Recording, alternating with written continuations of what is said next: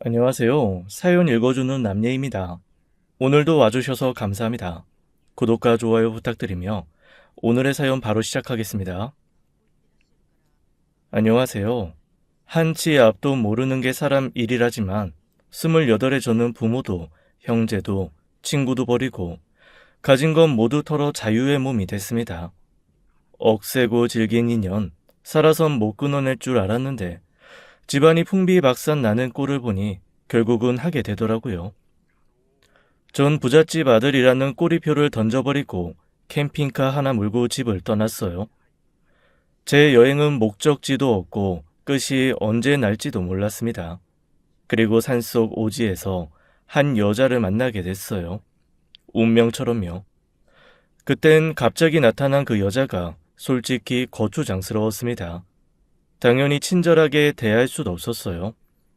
혼자가 좋아 떠난 여행, 그 여자를 외면할 수 없어 여기까지 왔습니다. 결정적인 그날 밤이 떠오르네요. 그 얘기를 하려 사연을 쓰게 됐어요. 전 엄청난 부잣집에서 태어났습니다. 어려서부터 집안 행사 때 넥타이를 메고 양복을 입었어요. 꼬마여도 맞춤 양복이었고 영화에 나오는 파티는 일상이었죠. 3남매 중 둘째였던 전 어려서부터 볼 걸 못 볼 걸 다 보고 자랐습니다. 우리 집에 많은 건 돈이요, 없는 건 인정, 사람 냄새였어요. 부모님은 집안 행사나 회사에 큰일이 있을 때마다 저희 셋을 주르륵 앞세웠습니다. 엄청 단란한 가족처럼 보였겠죠. 아버지는 어딜 가도 대접받았고 사람들이 머리를 조아렸어요. 돈과 지위, 권력이 있던 아버지는 여자까지 여럿 거느렸습니다. 한마디로 어머니 한 분으로 만족하지 못하셨어요. 아버지의 바람 때문에 어머니 역시 제정신이 아니었죠. 한밤중 부부싸움 소리는 하루가 멀다 하고 들렸습니다. 왜 싸우는지 그 내용까지 적나라하게 다 들렸어요. 이번엔 변호사냐? 그전엔 영화배우 만나더니 왜? 지적인 여자 만나고 싶었어? 청담동 빌라. 그걸 왜 그 여자를 줘? 주기를. 꽃뱀 변호사한테 눈이 뒤집혔어? 이 여편 내가 뭐라는 거야? 그 여자가 어디 꽃뱀이야? 당신이 이렇게 천박하게 구는데 내가 바람을 안 피우고 배겨? 벌어다 주는 돈으로 애들이나 잘 키워. 욕심 사납게 서방 옆자리까지 괴칠 생각하지 말고. 억울해서 못 살아. 애초에 사업도 처갓집 돈으로 시작해놓고. 뭐? 벌어다 주는 돈? 나도 더는 못 참아. 이판사판 공사판이라고. 오늘 결판을 내. 그렇게 싸우면서도 두 분 절대로 이혼은 안 하셨어요. 그냥 그게 제 삶이었어요. 시키는 대로 전 10대에 외국 유학도 떠났습니다. 학비 비싼 외국 학교에 유학하면서 1년에 몇 억씩 쓰고 요트까지 빌려 외국 친구들이랑 놀면서 몇 천씩 우습게 썼어요. 그러다 외국 생활 질려 한국 대학에 입학했는데 아버지 형은 절 인생 낙오자인 것처럼 무시하더라고요. 형은 아버지 회사 물려받을 야망이 있었고 전 아니었어요. 대학 간 뒤엔 공부도 손 놓게 됐습니다. 학교에선 이런 일도 있었어요. 생전 처음 보는 여자애가 말을 걸었죠. 반갑다. 나 너 아는데. 날 어떻게 알아? 난 처음 보는데. 나 회장님이랑 친해. 회장님이 먼저 말해주던데 너 이 학교 다닌다고. 회장님한테 신세 엄청 지고 있어. 강의 끝났니? 차 안 가져왔으면 내 차 타고 갈래? 뭐? 넌 부끄러움이라는 것도 모르냐? 당장 꺼져. 알고 보니 그 앤 배우 지망생이었고 아버지의 경제적 능력에 기댄 기생충 같은 애였습니다. 그 애가 몰고 다니는 차도 우리 아버지가 선물한 거였어요. 아버진 평생 바람을 못 끊으셨죠. 마치 도박처럼요. 여러 여자 뒷돈 대주고 해외여행도 가면서 소문을 뿌리면서 사셨습니다. 솔직히 아버지라고 부르기 창피할 정도였어요. 어머니도 정신이 병드셨는지 부잣집 사모님들과 어울리면서도 끊임없이 남들과 비교하고 자신의 신세를 한탄하셨죠. 그 여편네 얼굴은 호박인 주제에 서방 사랑을 독차지한다고? 웃겨 정말. 주 회장 바람기 세상이 다 아는데 자기만 몰라요, 멍청하게. 돈 있는 남자, 바람 안 피우는 남자가 어디 있다고. 어머니, 이제 말씀 좀 가려하세요. 우리도 다 컸는데 막내가 불편해서 밥도 못 먹잖아요. 형은 겉으로는 착한 척하지만 실상은 달랐습니다. 앞에선 고분고분 부모님 말씀 잘 듣는 척했지만 뒤로는 아버지 재산 빼내려고 잔멀리 굴리는 남봉꾼이었어요. 바람도 신나게 피우고요. 아버지 피 그대로 물려받았다고 어머닌 속상해하셨습니다. 정신병자뿐인 우리 집에서 전 여동생과 있을 때 가장 편했어요. 동생 초연이는 어릴 때 당한 교통사고 후유증으로 휠체어에 의지해 살아가고 있었죠. 부모님이 미국에서 살라는 걸 절대 집을 떠날 수 없다고 해서 무산됐고요. 대신 온실 속 공주님처럼 자라 순수하고 착했습니다. 눈물도 웃음도 많고 동화에서 나올 법한 사랑을 꿈꾸는 애였어요. 그런 초연이마저 잃었다면 믿어지시나요? 동생은 돈 때문에 불행한 결혼을 하고 원통하게 생을 마감했습니다. 여동생은 제 후배랑 결혼했어요. 건실한 기업의 막내였고 저는 매제를 착한 사람이라고 생각했죠. 이 바닥에서 보기 드물게 순수하다고요. 하지만 그게 다 연극이었어요. 매제는 우리 집 돈을 보고 결혼했고 따로 살림까지 차린 여자가 있었습니다. 그걸 감쪽같이 속일 만큼 매제는 속이 시커먼 인물이었고 눈치채지 못했죠. 소문도 나지 않을 만큼 단속을 했더라고요. 초연이 몸 불편한 거 전혀 개의치 않는다고 하면서 1년 동안 얼마나 정성을 들였는지 몰라요. 하지만 결혼 6개월 뒤 초연이가 절 붙잡고 펑펑 울었습니다. 신혼집은 참기름 냄새는커녕 썰렁하기 짝이 없었어요. 동생 혼자 6개월을 독수 공방하고 있었던 거였죠. 매제는 인간 쓰레기였습니다. 초연이를 좋아하는 척하며 결혼해서 후계자 구도 굳힌 뒤에 본색을 드러낸 거였죠. 다른 여자랑 살림을 차리고 거기서 살다시피 한다는 거였어요. 심지어 아들, 딸까지 뒀고요. 동생은 그 사실을 최근에 알게 됐는데 매제는 적반하장으로 나왔대요. 더 억울한 건 인자 한 척 연기했던 시부모의 이중성이었어요. 남자가 씨 뿌린 걸 어떻게 되돌리냐고. 첩이 낳은 자식이라 할지라도 씨는 아들 씨앗이니 너는 자식 욕심 내지 말라고 하더랍니다. 오빠, 그 사람, 그 여자 사랑한대. 나보고 알아도 모른 척하고 입 다물고 살래. 나한테 그러더라. 자기한테 뭘 더 해줄 수 있냐고.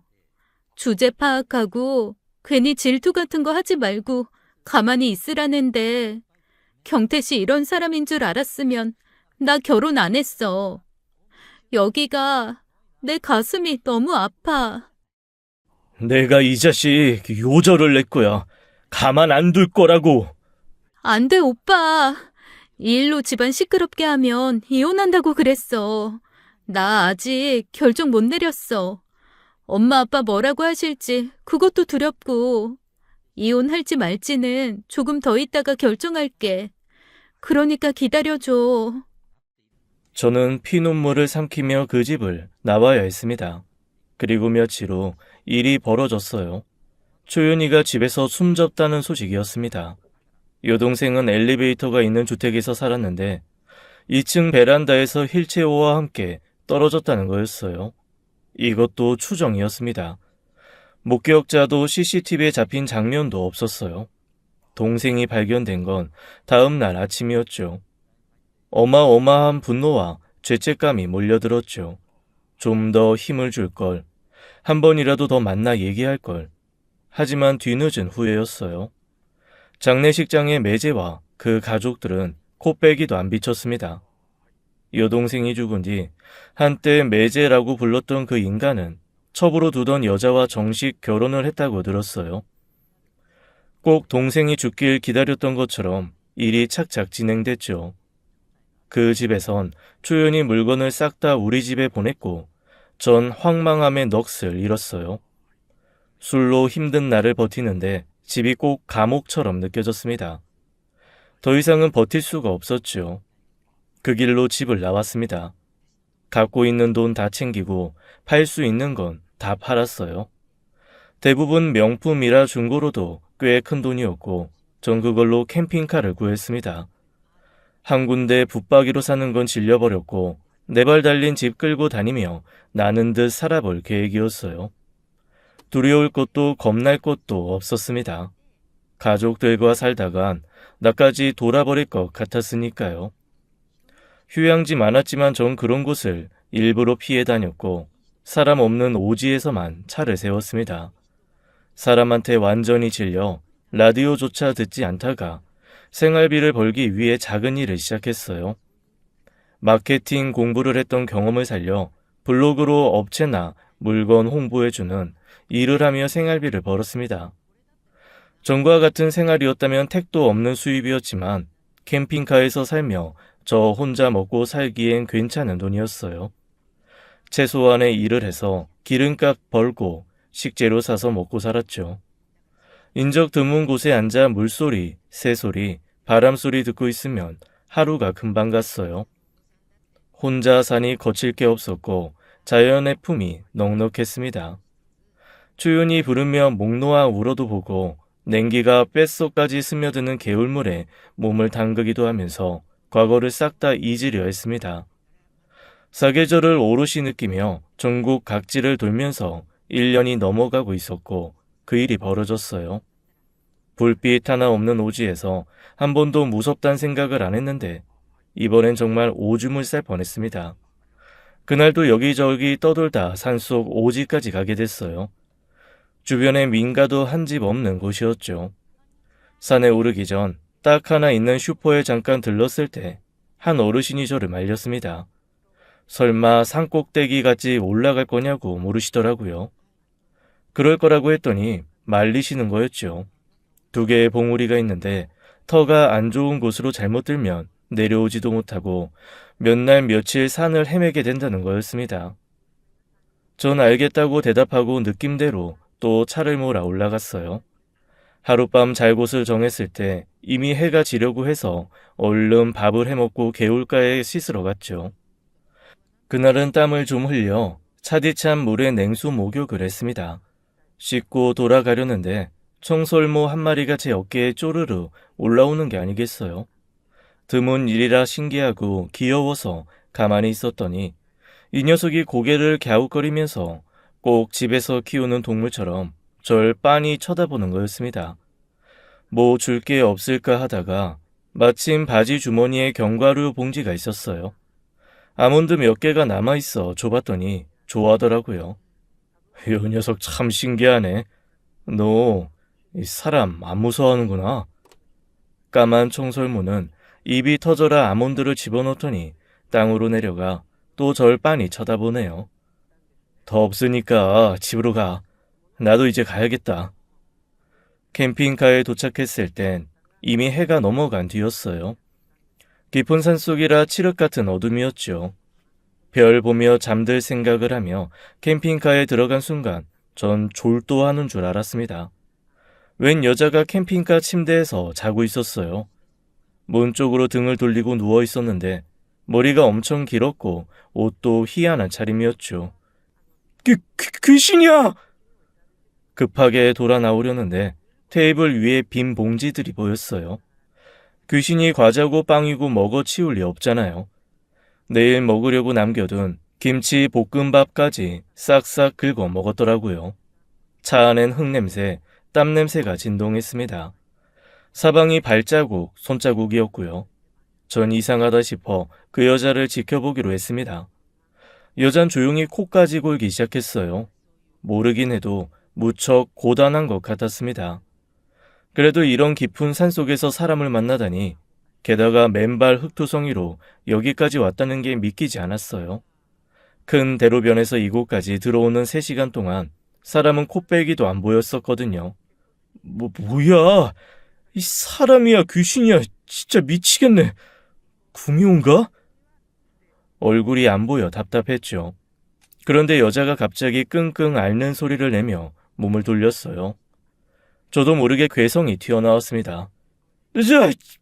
뭐야 당신! 얼굴이 엉망이었어요. 얼마나 맞았는지 퉁퉁 부어올랐고 시퍼런멍에 피딱지에 긴 머리는 헝클어져 산발이었어요. 보고 있는 제가 아플 지경으로 여자 얼굴은 최악이었죠. 제가 지르는 소리에 여자가 놀라 벌떡 일어났습니다. 무릎을 감싸 안더니 구석으로 몸을 웅크리고 숨더라고요. 모습이 너무 처참했습니다. 저도 모르게 경찰 부르잔 소리가 나왔어요. 사람 맞죠? 아이씨, 얼굴 왜 이래요? 이봐요, 말은 할 줄 알아요? 맞아서 이렇게 된 거 맞죠? 경찰 부릅시다. 아니, 경찰서까지 데려다 줄까요? 누가 이랬어요? 그랬더니 그 여자 제 바지가랑이를 붙잡고 이러는 게 아니겠어요? 살려주세요. 저 좀 살려주세요. 경찰은 안 돼요. 부르면 잡혀가요. 이 차 움직여요? 저 좀 아무 데나 데려가 주세요. 아주 멀리 어디로든 상관없어요. 제발요. 갑자기 왜 이러세요? 무슨 일인지 알아야 할 거 아니에요. 그러더니 갑자기 여자가 위도 단추를 푸는 게 아니겠어요? 눈빛이 제정신이 아니었고 엄청나게 떨고 있었습니다. 원하면 하룻밤 같이 보낼 수도 있어요. 그런 걸 바라는 거예요? 아무래도 좋으니까 제발 여기서 도망칠 수 있게 도와달라고요. 전 기겁하고 여자를 뿌리치며 말했죠. 이럴 거면 내려요. 나 그런 사람 아니라고요. 어디서 그런 말을? 빨리 내려요 당장. 경찰 무서워하는 거 보니까 죄졌네. 하필 이런 여자가 재수없게. 빨리 안 나가요? 여자는 눈이 커지더니 손을 싹싹 빌기 시작했습니다. 그 퉁퉁 부은 얼굴에 닭똥 같은 눈물을 흘리면서 애원했어요. 저 그런 여자 아니에요. 너무 간절해서 그랬어요. 이 불 끄면 안 돼요? 그 사람들이 쫓아올까봐 무서워요. 제발 여길 떠나주세요. 네? 부탁입니다. 여자는 애처로울 정도로 사정을 했고 전 갈등했습니다. 복잡한 일에 휘말리기 싫었거든요. 이 여자를 내쫓으면 간단한 일인데 어쩐지 그러기가 어려웠어요. 전 몇 가지 확인을 했습니다. 당신 죄졌냐? 혹시 경찰에 잡힐 만한 짓 한 거 아니냐? 물었더니 절대로 그런 게 아니래요. 억울하게 붙잡혀 맞아 죽을까봐 그런 거라고 믿어달라고 하더라고요. 일단 여기서 벗어나게 해주면 사정을 다 말하겠다고 어떻게 하면 믿어주겠냐고 울어서 더는 망설일 수 없었습니다. 전 알았다고 여기서 벗어나게는 해주겠는데 대로변에 버스 정류장이 나오면 거기서 내려야 한다고 약속을 받고 차를 움직이기 시작했습니다. 칠흑 같은 어두운 밤, 길 찾기도 어려웠지만 어쩔 수가 없었어요. 여자는 울퉁불퉁한 산길을 내려가는 동안 찍소리도 안 하고 불안해했죠. 얼마나 달렸을까요? 서서히 여명이 밝아오기 시작했습니다. 자정쯤 산속을 나와 몇 시간 동안 비포장 도로를 달려 산길을 내려왔으니 그곳으로부터 꽤 많이 떠나온 거였어요. 뒤를 돌아보니 여자도 꾸벅꾸벅 졸고 있더라고요. 한숨이 나왔습니다. 어째 처음 봤을 때보다 얼굴이 더 부어오른 것 같았어요. 멀찍이 버스 정류장 표시를 보였고 전 차를 세웠죠. 이봐요. 내려요. 버스 정류장이라고요. 네? 아저씨, 여기가 어디예요? 모르겠어요. 나도 처음 온 곳이라. 버스 정류장 앞에 동네 이름 있을 건데 그거 보고 갈 길 가요. 차비는 있어요? 아니요. 아무것도 없어요. 여자는 입술을 깨물며 울고 있었어요. 왜 우냐고 물었더니 어딜 가야 할지 모르겠다고 하더라고요. 몇 살이냐? 그제야 나이를 물었고 24이라는 대답을 들었죠. 전 2만 원을 주면서 잘 가라고 했어요. 여자는 쭈뼛거리며 캠핑카에서 내렸습니다. 해가 뜨는 그 시각 먼지 풀풀 날리는 시골 버스 정류장엔 그 여자뿐이었습니다. 멀리서 봐도 정말 못 볼 꼴이었어요. 낡은 셔츠와 고쟁이엔 흙물이 들어있었고 멍투성이 얼굴을 하고 불안한 얼굴로 두리번거리고 있었죠.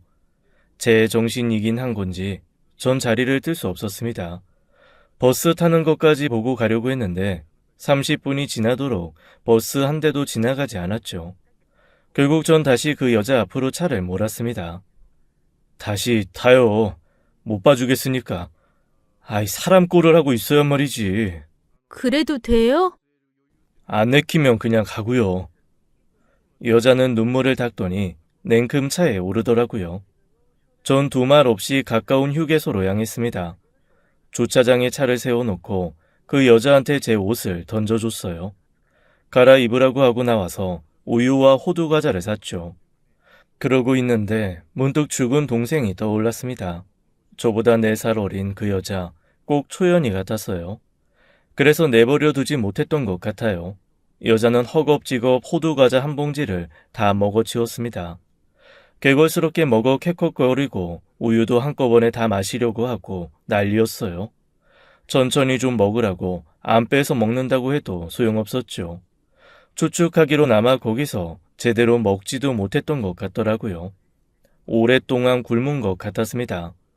퉁퉁 부어 작아진 눈이 얼마나 울었는지 벌겋게 충혈돼 있었고 한쪽 눈은 실핏줄이 터져 있었죠. 속으로 욕이 나왔어요. 사람을 얼마나 괴롭혔으면 이렇게 된 건지 속상했습니다. 전 말없이 차를 몰기 시작했어요. 지난밤 발견된 그곳으로부터 무조건 멀리 달리기 시작했죠.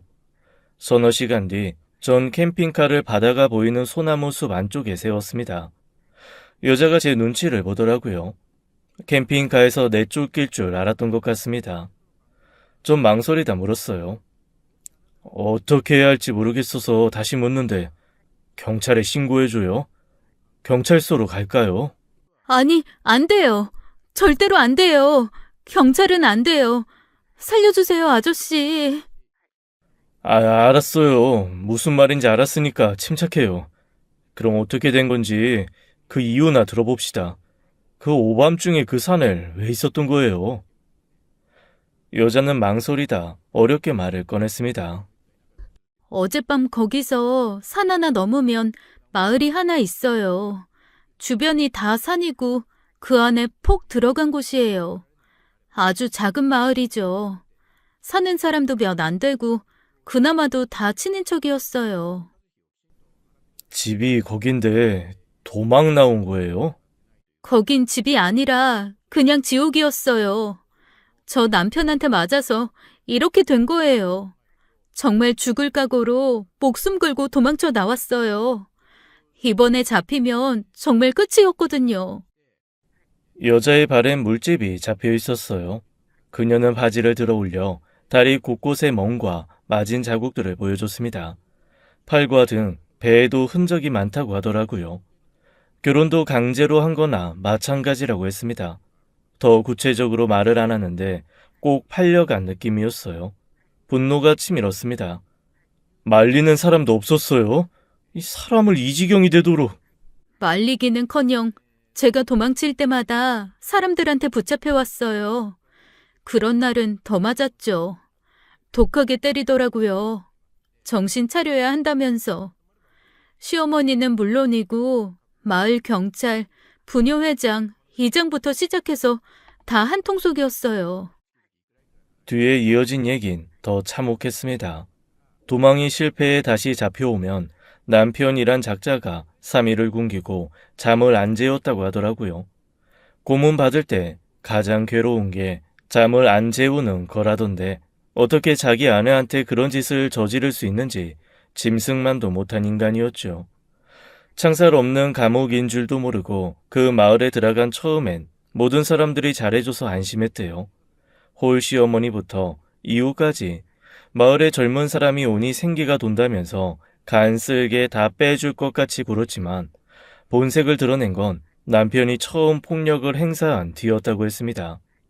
여자는 망설이며 말을 이어갔어요. 그 사람 매일같이 잠자리를 요구했어요. 아무리 부부라지만 그건 너무 힘들었어요.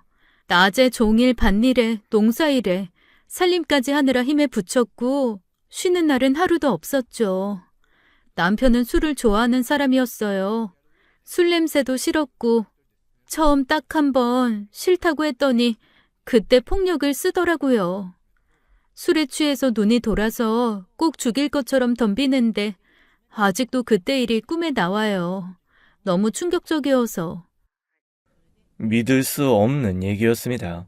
이 여자 뼈밖에 없었어요. 한 줌도 안 될 것 같은 팔목과 허리에 마른 체격이었죠.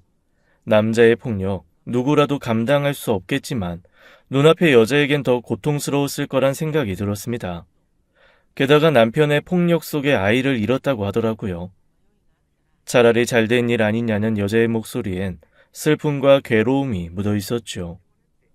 남편의 폐악질은 갈수록 더해졌고 시어머니부터 동네 사람들 모두 나중엔 여자의 고통을 당연하게 생각하고 일부러 외면했대요.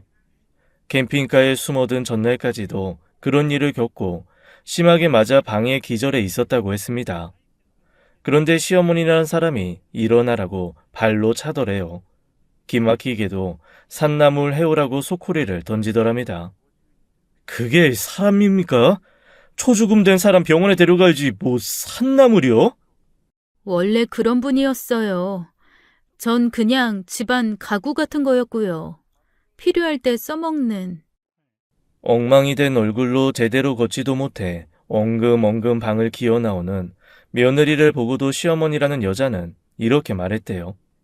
맞을만 하니까 맞은 거 아니냐. 계집 주제에 사내가 원하면 백날이고 천날이고 응해줘야지. 어젯밤 다 들었다. 건방진 것. 넌 맞아도 싸. 난 우리 아들 여자한테 설설 기는 꼴 죽어도 못 본다. 감히 도망칠 생각 말고 딱 죽었다 생각하고 살아. 니까짓 게 어딜 가서 뭘 할 건데, 어? 산나물이나 한 소쿠리 캐와. 흐느껴 울던 여자는 더는 안 되겠다고 차라리 죽는 게 낫지 여기선 더 이상 버틸 수 없다고 생각했대요. 젖 먹던 힘까지 쥐어짜 뒷산으로 올라가는 척하면서 미친 듯이 도망을 쳤다고 했습니다. 다리가 아파 못 걸으면 네 발로 기어서 올랐대요. 그녀의 손톱 밑에는 흙이 새까맣게 껴 있었고 손바닥도 다 긁힌 상처였죠. 잡히면 죽는다는 생각에 길을 쓰고 산을 넘었고 그 밤에 깊은 산골에서 제 캠핑카를 발견한 거였습니다. 사람이 있으면 어떡하나 걱정할 겨를도 없이 캠핑카에 뛰어들었고 허겁지겁 눈에 보이는 걸 먹고 잠이 든 거였어요. 저를 보자마자 도망가게 해달라고 매달렸던 거였고요. 얘기를 다 듣고 나니 해가 중천에 떠 있었습니다. 이글거리는 태양 아래서 오히려 전 한기가 돌았어요. 사람이 악해도 이렇게 악할 수가 있을까요? 때리고 괴롭혀 죽음까지 각오하게 만든 그 치들을 인간이라고 할 수 있을까요? 눈앞의 여자가 너무 가여워 무슨 말을 꺼내야 할지 모르겠더라고요. 경찰에 신고해봤자 소용없다고 오히려 거기 끌려가기만 할 거라면서 차라리 다른 사람으로 살면서 멀리 도망가 사는 게 낫다는 여자의 말이 이해가 될 정도였습니다. 제가 물었어요. 어디쯤 내려주면 되겠냐고요.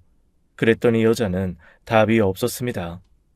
거기서 자그마치 3년을 살았다고 하더라고요. 고등학교 졸업 후 대학 합격증까지 받아놨는데 학교는 가보지도 못했대요. 세상 물정을 몰라 어디서 뭐라고 살아야 할지 모른다면서 눈물을 흘렸습니다. 말 못할 고초가 많았을 그녀를 더 힘들게 하고 싶지 않았어요. 어딜 내려준다 해도 같은 일을 당하지 않을 거라는 보장이 없었으니까요. 저도 모르게 이 말이 튀어나왔죠. 그럼 당분간 캠핑카에서 지내도 괜찮겠어요? 내가 봤을 때 지금 그쪽 혼자서 못 살아요. 아이, 나 나쁜 놈 아니에요. 내 여동생 같아서 그러는 거니까 오해는 말고 당분간 여기 있어요. 약국 갔다 올게요. 먹고 싶은 거 없어요? 여자는 놀란 눈으로 보더라고요. 갑자기 목이 콱 메어왔습니다. 떡볶이 같은 거 안 좋아해요? 사다 줘요? 매운 거 잘 못 먹어요. 정말 저 여기 있어도 돼요? 고맙습니다, 아저씨. 한숨 자고 있어요. 전 지갑을 챙기면서 사진 하나를 여자에게 건넸습니다. 이젠 세상에 없는 동생이라고 초연이를 소개했어요. 당신 걷어주는 거 다른 마음 없으니 마음 놓으라고 했죠. 내가 캠핑카에서 살게 된 것도 따지고 보면 이 녀석 때문이라고 하면서 동생 같은 마음으로 그러는 거니 오해 말라고, 괜한 걱정 말고 몸을 추스르는 게 좋겠다고 했어요. 약국에서 멍을 바르는 약을 사고 시장이 어딘지 물어봤어요. 캠핑카로 돌아가 여자에게 모자와 선글라스, 마스크를 챙겨줬습니다. 필요한 게 있을 거 아니냐고 같이 시장에 가자고 했죠. 여자는 겁부터 먹더라고요. 전 얼굴 다 가렸으니 알아보는 사람 없을 거고 시장에선 저한테 팔짱을 끼라고 했어요. 자연스럽게 부분한 연인처럼 행세하자는 거였죠. 누가 봐도 시비 못 걸게 하려는 제 작전이었어요. 시장 앞에선 3만 원을 주면서 필요한 걸 사라고 했어요. 제가 입구를 지키고 여자가 안에 들어가 필요한 걸 샀죠. 첫 가게에서 계산할 때 손을 벌벌 떨길래 제가 나섰어요.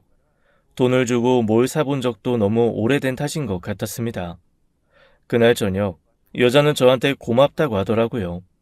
시장 구경 정말 오랜만에 해봤다고, 필요한 걸 사게 해줘서 고맙다고 하면서요. 서로 이름조차 물어보지 않고 우린 동거 아닌 동거를 하게 됐습니다. 물론 잠은 따로 잤죠. 여자를 캠핑카 안에서 자게 하고 전 밖에 텐트를 치고 잤어요. 그리 춥지 않은 계절이라 가능했습니다. 다음날 여자는 저한테 가위를 빌려줄 수 없겠냐고 하더라고요. 흠칫해서 물었습니다. 가위로 뭐 할 거냐고. 나쁜 짓 할 거면 못 준다고 했더니 아니래요. 머리를 짧게 자르고 싶다고 하더라고요. 얼마 뒤 커트 머리에 제 커다란 옷을 입은 여자가 모습을 드러냈죠. 고마워요, 아저씨. 말끝마다 아저씨 아저씨. 나 그쪽보다 3살밖에 안 많아요. 수염 길러서 나이 들어 보이나? 아이, 밥 먹읍시다. 어서 와요. 그래봤자 거창할 것도 없었습니다. 즉석밥 데우고 인스턴트 미역국을 데워 바닷가를 보고 나란히 앉았어요. 그 여자도 밥을 곧잘 먹더라고요. 캠핑카의 생활이 익숙해지자 여자는 저보다 일찍 일어나 아침을 준비하기 시작했죠. 작은 냄비에 밥도 해놓고 멀건 국도 끓여놓고요. 이런 거 안 해도 된다고 했더니 뭐라도 보답을 하고 싶다고 하는데 예의를 아는 여자 같았어요. 문득 처음 만난 밤이 떠올랐습니다. 오죽 급했으면 단추를 풀 생각까지 했을까요? 시간이 흐르며 우린 이런저런 얘기를 나누게 됐죠.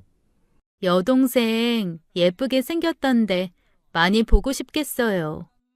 캠핑 생활 시작하고 아쉬운 거 아무것도 없는데 딱 하나. 동생 납골당에 자주 못 가보는 거, 그게 아쉬워요. 몇 살 차이예요? 2살요. 너무 착하고 예쁘게 생겼어요. 그쪽이랑도 많이 닮았고. 동생 없어요? 여자는 고개를 저었습니다. 슬쩍 연락할 부모 형제나 친척 없냐고 물었더니 답이 없어요. 그럴 만한 사정이 있겠거니 더는 묻지 않았죠. 시간이 흐르며 여자의 얼굴에서 붓기가 빠졌습니다. 멍도 조금씩 빠지고 본래 얼굴이 돌아오는 것 같았죠. 피차 어색한 사이에 얼굴빤히 볼 일은 없어서 어쩌다 눈이 마주쳐도 시선을 피하곤 했는데도 인상이 참 좋더라고요. 얼굴이 원래대로 돌아오면 빼어난 미인일 것 같았습니다. 저도 여자와 함께 지내면서 면도도 하고 머리도 빗기 시작했죠. 사람을 피해 여기저기 다녔지만 누군가의 시선을 느끼면 서로 약속이나 한 듯 팔짱을 끼고 다녔어요. 그마저도 몇 번 안 되는 일이었지만 여자의 다급함이 느껴졌습니다. 아주 멀리 왔다고 안심을 시켜줘도 여자는 가끔 악몽을 꾸는지 자다가도 벌떡 일어나곤 했어요. 한번 깨면 도통 잠이 들지 못해 괴로워하는 것 같더라고요. 그때마다 전 제 얘기를 하나씩 꺼냈습니다. 10몇 살에 도망치듯 떠난 외국 유학 얘기부터 아버지의 바람, 어머니의 정서적 학대, 초연이의 억울한 죽음까지 응어리진 이야기를 하기 시작했어요.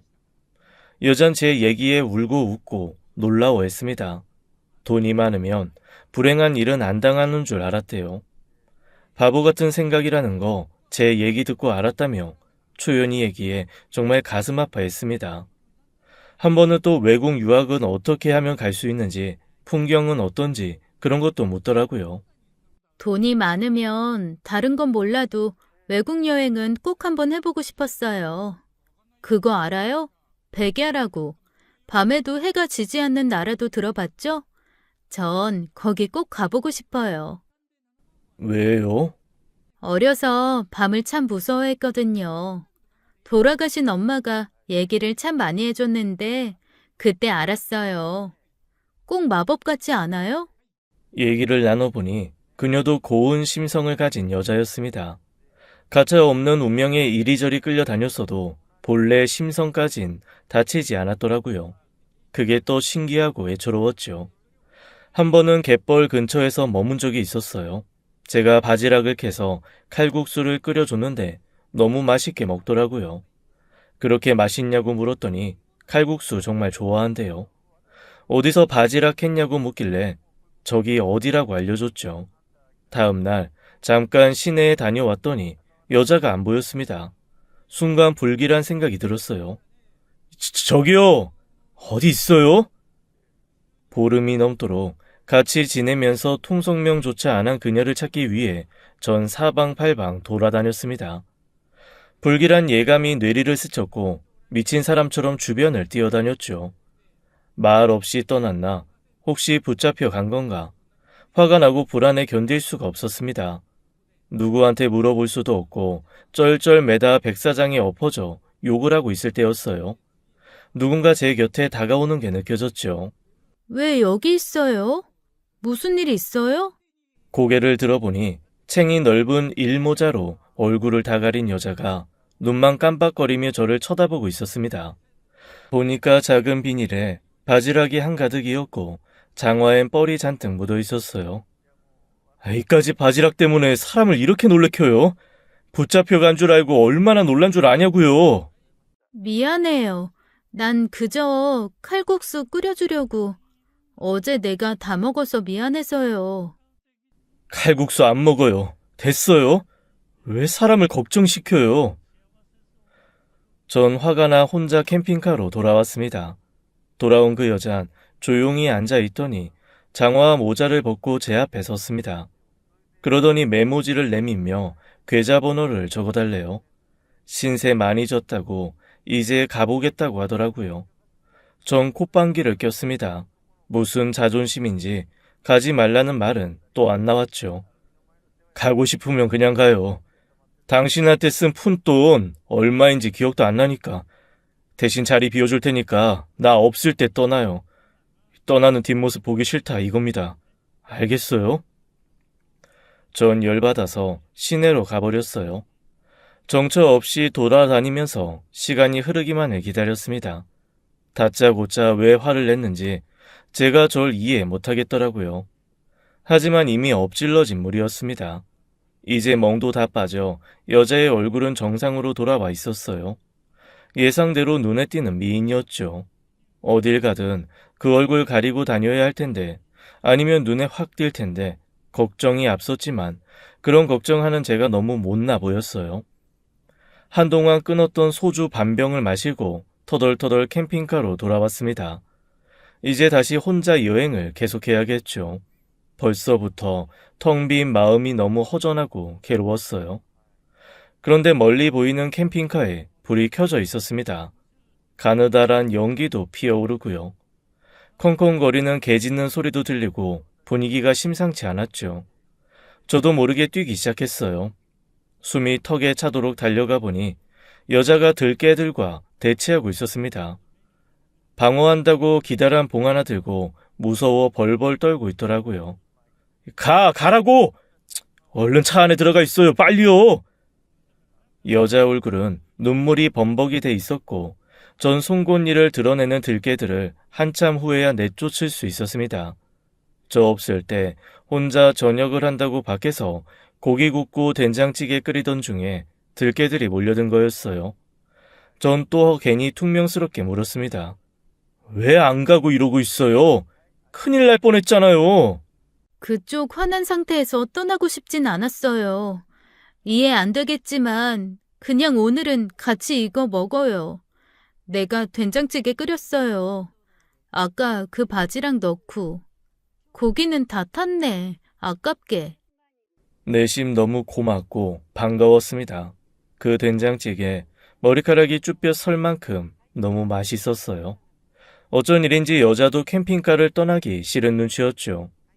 전 사과의 의미로 믹스커피 진하게 타서 주면서 사과를 했습니다. 미안하다고, 그냥 당신이 안 보이면 예민해지는 것 같다고 솔직히 말했어요. 여자가 묻더라고요. 잘해주는 이유가 뭐냐고요. 딱히 대답할 말이 떠오르지 않았어요. 쑥스러워서 속마음을 제대로 얘기할 수 없었던 것 같네요. 사실 전 그녀를 좋아하고 있었습니다. 그렇게 돼버렸다면 이해하실까요? 자려고 누우면 그녀의 얼굴이 아른거렸고 캠핑카에서 잠을 설치는 것 같으면 저도 눈이 번쩍 떠졌어요. 안 보이면 불안하고 눈앞에 있으면 안심되고 늘 그녀가 안전했으면 했고요. 그날 우린 더 가까워졌고 서로의 이름을 알게 됐습니다. 통성명 하지 말자는 것에 둘 다 동의했는데 이젠 더 이상 그럴 수 없었어요. 그녀 이름은 수정이었죠. 그리고 이른 나이에 결혼까지 한 뒷얘기를 알게 됐습니다. 수정이가 고등학교 2학년 되던 해 엄마가 돌아가시자마자 불행이 시작됐다고 들었습니다. 아버진 동네 아줌마와 바람이 났고 있는 재산 다 팔아먹게 됐고요. 추억이 깃든 집에서 나와 반지하 단칸방에서 지내면서도 수정인 그 지역의 국립대학 간호학과에 붙었다고 했습니다. 어려운 상황에서도 돌아가신 엄마 생각하며 열심히 살려고 했는데 아버지가 사귄 여자 때문에 불구덩이에 뛰어들게 됐다는 거였어요. 그 여자는 수정이를 미인 대회에 나가라고 부추겼다고 했습니다. 대학 등록금을 내줄 테니 일단 나가보라고 해서 엉겁결에 나갔고 뛰어난 외모에 입성까지 하게 됐고요. 그런데 이후 이상한 일이 시작되는 거였죠. 지역 유명 인사 회식 자리, 골프 모임 뒤풀이에 자꾸만 불려 나갔대요. 학교엔 가지도 못하게 하고 남자들 술자리에 자기를 밀어넣는 상황에 힘들어하던 중 아버지와 그 여자가 야반 도주를 해버렸다는 걸 알게 됐고요. 동네 사람들도 사기로 해먹고 둘이 날라버린 거였습니다. 사람들이 몰려와 너라도 돈 내놓으라고 괴롭히던 그때 한 중년 여인이 찾아왔다는 거였어요. 네 아버지한테 돈 꿔주고 못 받았지만 상황 딱하니 빚독촉 안 하겠다. 대신에 자기 아들과 결혼을 하는 게 어떻겠냐. 동네 사람들 빚도 일부 갚아주겠다. 우리는 먹고 살만하고 넌 오갈 데 없는 처지 아니냐. 자기랑 같이 가자고 하더랍니다. 너 여기 있어봤자 평생 부모 빚 갚고 살아야 하는데 차라리 나랑 가자. 지금까지 초년고생했다 치고 우리 집에서 호강하며 살면 돼. 우리 아들 너보다 나이 1살 많고 아주 잘생기고 능력 있는 청년이야. 네 아버지가 떼먹은 돈 없는 걸로 할 테니까 나랑 가자. 가서 내 아들 별로면 다시 돌아와도 돼. 손해볼 것 없잖아. 안 그래? 그 여자는 수정이를 바다에 데려가 회를 사주더니 바다에 서보라고 사진을 찍어주겠다고 하더래요. 그러더니 뜬금없이 배를 타보자고 해서 어부의 배를 빌려 먼 바다로 나갔다고 했습니다. 거기서 누가 떠미는 느낌의 수정인 물에 빠져 의식을 잃었고 눈을 떴을 땐 예비 시어머니가 우는 모습이 보였대요.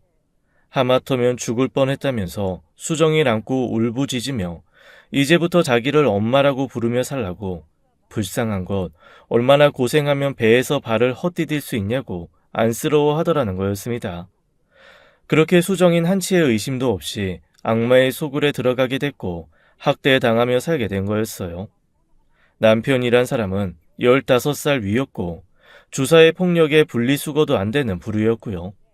아버지가 떼먹은 돈 고스란히 갚으라며 고된 노동이 매일같이 이어져 수정인 죽을 만큼 힘들었다고 했습니다. 도망갈 때마다 잡혀 죽기 직전까지 맞는 게 너무 괴로웠대요. 이야기가 끝나고 수정인 울고 있었어요. 전 조용히 그녀의 손을 잡아줬습니다. 제 큰 손에 하얀 수정이의 손이 다 들어오더라고요.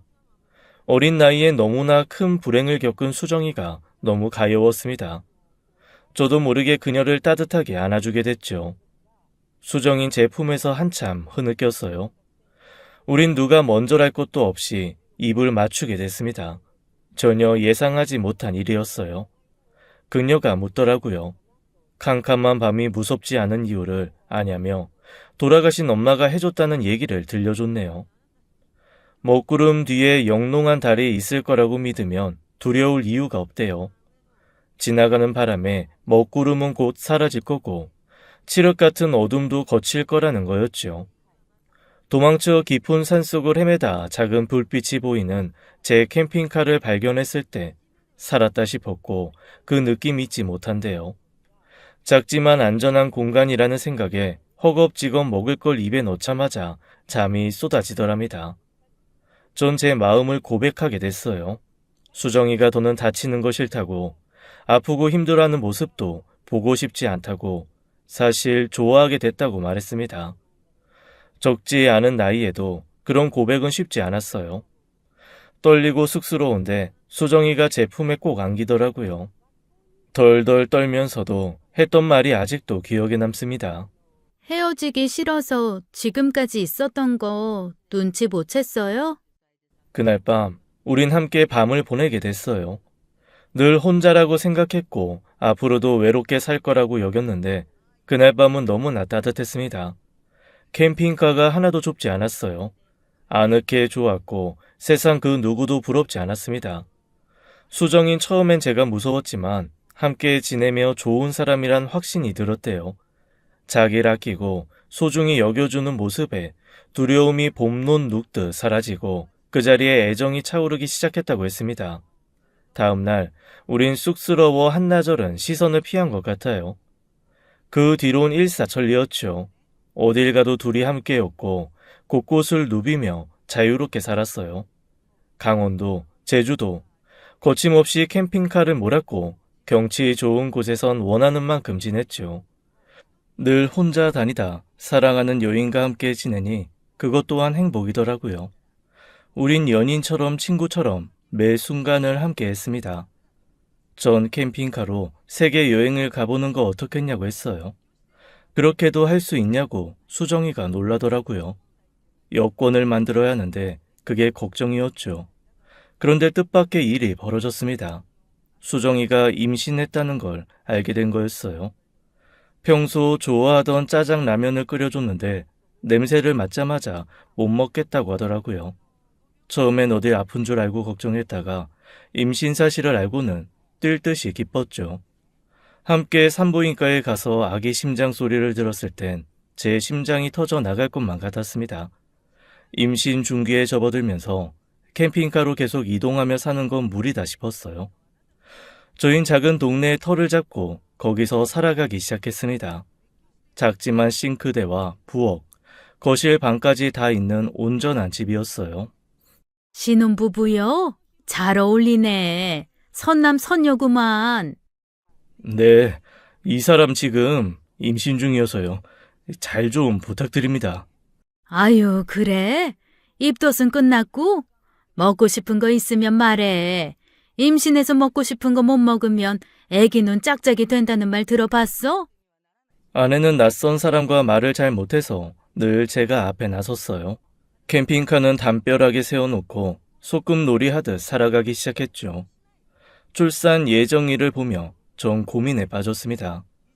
혼자면 얼마든 없이 살아갈 수 있었지만 이제 아이까지 태어나는데 가장으로서 남자로서 처자식한테 해주고 싶은 게 생기더라고요. 결국 수정이에게 털어놓게 됐죠. 아무래도 돈이 좀 필요할 것 같아. 곧 아기도 태어나는데 언제까지 동네 어른들 도움만 받을 순 없잖아. 설마 자기 가족들 만나려고? 억지로 그러지 않아도 돼. 우리 지금까지도 잘 해왔잖아. 캠핑카에서 지내다가 집까지 생겼는데 난 하나도 겁 안 난다 뭐. 그렇게 말해줘서 고마운데 나 사실 결정했어. 서울에 좀 다녀올게. 근데 자기 혼자 있을 수 있겠어? 그러자 아내는 제 팔을 붙잡았습니다. 어딜 가도 함께 가겠다며 서울에 같이 가자고 하더라고요. 전 사실 알고 있었어요. 아내는 여전히 마음 한켠 불안해하고 있었고 어떻게든 아내의 일을 저 또한 마무리 지어주고 싶었습니다. 그런데 어떤 방식으로 해야 할지 고민이 됐어요. 여러 이유로 변호사를 찾아보자 했던 것이고요. 결국 전 아내와 함께 서울로 향했습니다. 우리의 캠핑카에 임신한 아내의 자리를 넉넉하고 안전하게 만들어줬어요. 태어나 처음 서울에 와본 아내는 연신 신기하다 난리였죠. 서울만 봐도 이렇게 좋아하는데 해외를 가면 얼마나 좋아할까 싶었죠. 그리고 우리 집 일을 봐주던 변호사와 만났습니다. 처음 변호사는 절 알아보지 못하더라고요.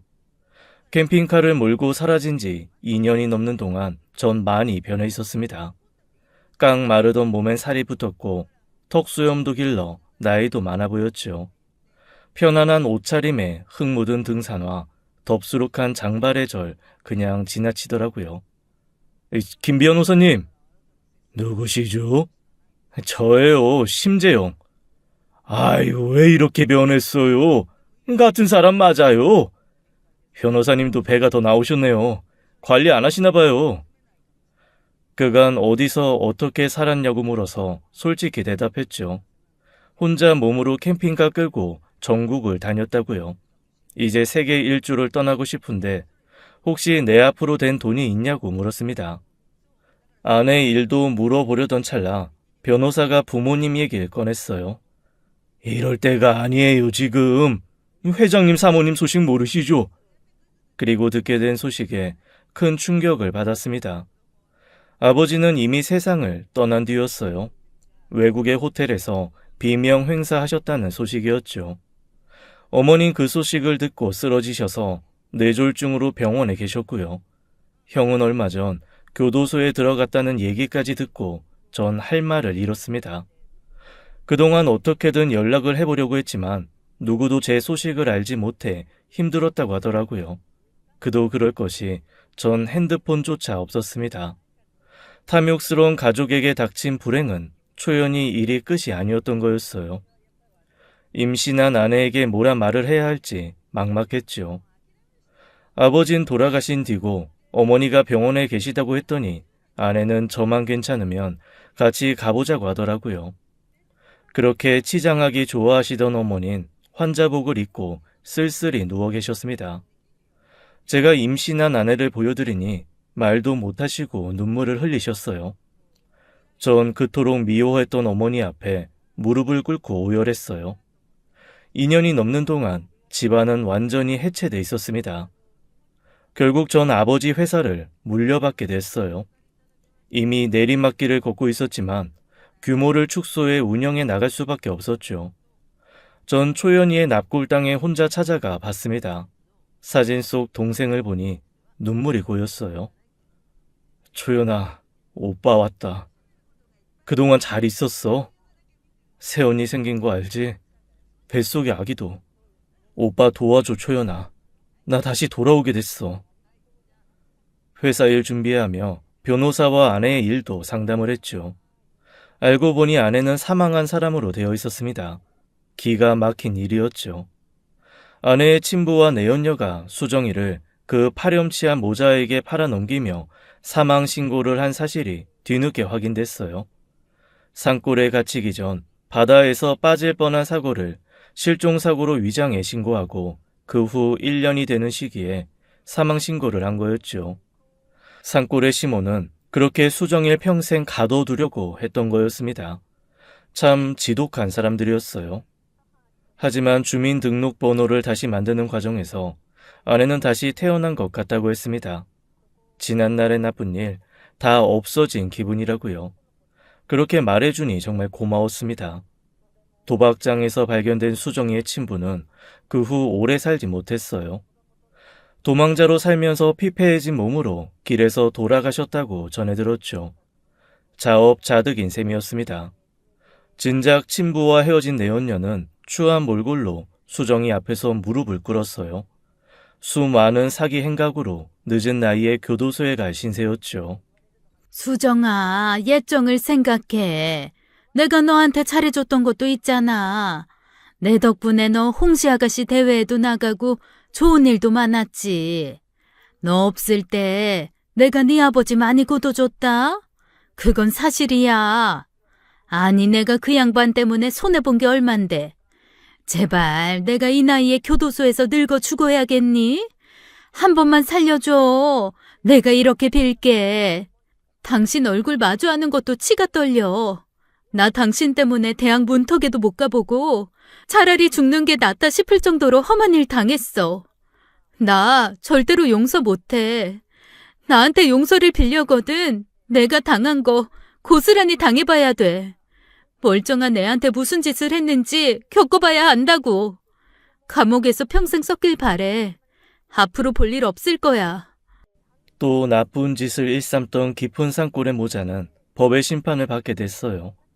수정이가 없어지자 못된 시몬은 또 다른 여자를 속여 며느리로 들였고 그 여자가 도망쳐 나와 나라에서 운영하는 쉼터로 몸을 숨긴 거였죠.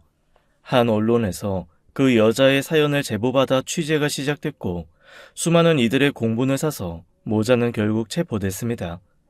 그 동네 사람들도 통째로 비난을 받게 됐고요. 해묵은 일들이 하나둘 정리되는 걸 보면서 묘한 기분이 들더라고요. 세상에 영원한 건 없다는 말 실감했습니다. 차차 아내와 전 안정을 찾아갔어요. 30도 되기 전에 가정을 꾸릴 거라는 상상 한 번도 못 해봤는데 어느새 전 가장이자 남편, 아빠가 되어 있었죠. 전 아내와 도시에 집을 마련하게 됐어요. 오랜 고민 끝에 내린 결정이었습니다. 아픈 유년 시절의 기억이 있는 집을 허물고 그 자리에 새 집을 올렸어요. 통유리로 햇살이 쉼없이 들어오는 집이 완성됐죠. 누구보다 아내가 기뻐하는 모습을 보니 잘한 결정이다 싶더라고요. 물론 시골의 작은 집도 가끔 갑니다. 주변 땅을 사서 그곳에도 아늑한 별장을 만들었어요. 큰딸에 이어 둘째 아들도 연년생으로 나와서 가끔 머리 식히러 가곤 합니다. 제 전폭적인 지원 아래 아내는 다시 간호대에 들어가 공부를 시작했어요. 학위를 따는 그 눈물겨운 노력 속에서도 아내는 너무 행복해했죠. 하고 싶던 공부였다며 좋아하는데 말릴 수도 없었습니다. 졸업하면 취직해서 월급을 받아보고 싶다는데 처음엔 그냥 하는 말인 줄 알았어요. 그런데 정말 실천을 하는 아내를 보고 놀랐습니다. 보면 볼수록 매력 있는 사람을 볼매라고 한다고 하죠. 수정이가 바로 그런 사람이었어요. 아이들 제법 큰 뒤로 내 식구는 자주 캠핑을 떠나게 되네요. 그때와는 달리 아내와 제가 교대로 차를 몰곤 합니다. 우린 캠핑 도사가 됐어요. 또 내년엔 아내가 꼭 보고 싶다던 백야를 보러 갑니다. 밤에도 해가 지지 않는 나라에 지금도 가고 싶냐고 물었더니 아내가 배시시 웃네요. 사람인이라는 한자가 사람 둘이 서로 기대 서 있는 모양이라죠. 홀홀 단신 떠난 여행에서 아내를 만나 지금껏 서로 사랑하며 사는 게 때론 여전히 꿈만 같습니다. 돈도 아끼는 가족이 있고 사람답게 사니 제대로 굴러가는 것 같아요. 참, 여전히 풀리지 않는 의문이 있습니다. 개울가에서 제 팔을 타고 오른 청설모는 어디서 온 걸까요? 그 전에도 뒤에도 같은 일은 한 번도 없어 더 신기하게만 느껴지네요. 제 사연은 여기까지입니다. 긴 이야기 들어주셔서 감사합니다. 지금까지 사연 읽어주는 남녀였습니다. 끝까지 함께 해주신 여러분 감사드리며 저희는 다음 사연으로 돌아올게요. 감사합니다.